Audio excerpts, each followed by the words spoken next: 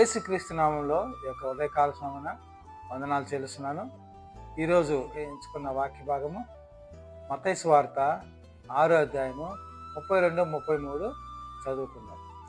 ఇవన్నీ మీకు కావాలనని మీ పరలోకపు తండ్రికి తెలియను. కాబట్టి మీరు ఆయన రాజ్యమును నీతిని మొదట వెతుకుడి, అప్పుడు అవన్నీ మీకు అనుగ్రహింపబడును.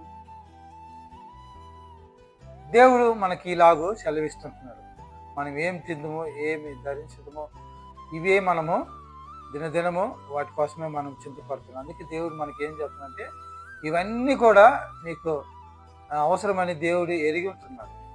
అందుకని ఆయన ఏం సెలవిస్తున్నాడంటే మొట్టమొదట ఆయన నీతిని, రాజ్యాన్ని వెతకమని చెప్తున్నాడు. అప్పుడు మనకు కావాల్సిన అన్నీ కూడా దేవుడు మనకి అనుగ్రహించేవాడు అవుతున్నాడు. అన్నికంటే మనకి ఏం అవసరాలు ఆయన ఎరిగి ఉన్న దేవుడు అవుతున్నాడు.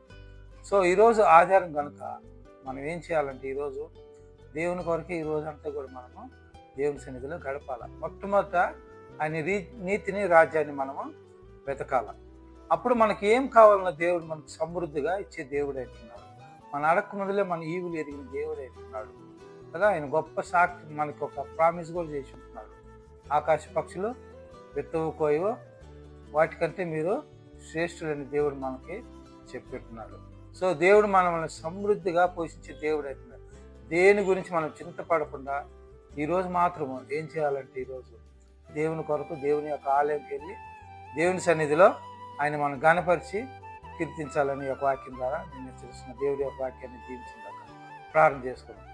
ప్రేమ గల పరలోక తండ్రి, జీవం గల నాయన, ఉదయకాల సమయం బట్టి స్తోత్రాలు తండ్రి.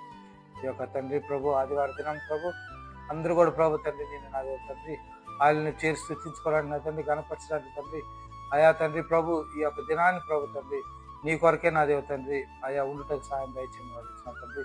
నిన్న వాక్యం పట్ల తండ్రి మాకు నా తండ్రి విశ్వాసాన్ని దయచేయండి, సహాయపడి తోడ్పడమని యేసయ్య నామమున నడుచుకుంటున్నాం తండ్రి. ఆమేన్.